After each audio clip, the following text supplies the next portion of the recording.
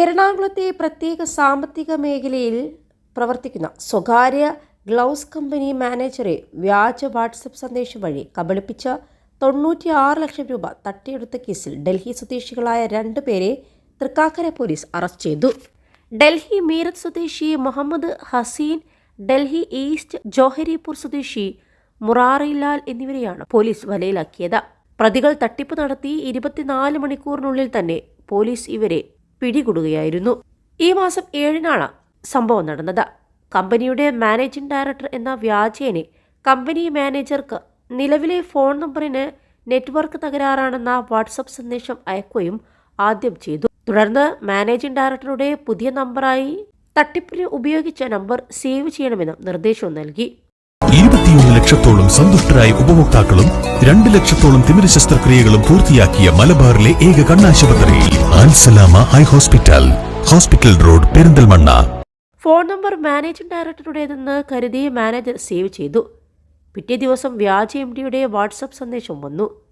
കമ്പനിയുടെ അക്കൗണ്ടിലെ ബാലൻസും മറ്റും ചോദിച്ചായിരുന്നു സന്ദേശം.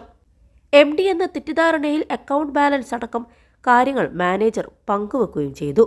തുടർന്ന് കമ്പനിയുടെ പുതിയ പ്രൊജക്ടിന് അഡ്വാൻസ് കൊടുക്കാനായി 96 ലക്ഷം ഹസീൻ ഹാൻഡ്ലൂം എന്ന പേരിൽ IDFC മീറത്ത് പല്ലവപുരം ബ്രാഞ്ചിലെ അക്കൗണ്ടിലേക്ക് മാറ്റാൻ ആവശ്യപ്പെടുകയും ചെയ്തു. തുടർന്ന് മാനേജർ 96 ലക്ഷം രൂപ RTGS വഴി ട്രാൻസ്ഫർ ചെയ്ത് നൽകുകയും ചെയ്തു.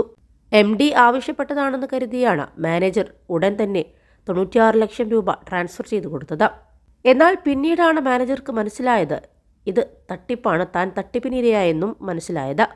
പരാതി ലഭിച്ച് 24 മണിക്കൂറിനുള്ളിൽ പ്രതികളെ വലയിലാക്കാൻ അന്വേഷണ സംഘത്തിന് കഴിഞ്ഞു.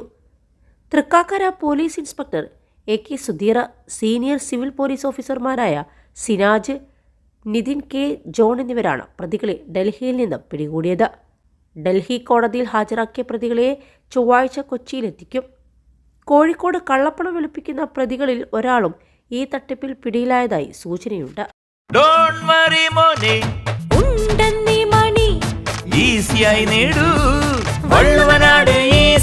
ആവശ്യം ഏതുമാകട്ടെ, പണം ഞങ്ങൾ തരും.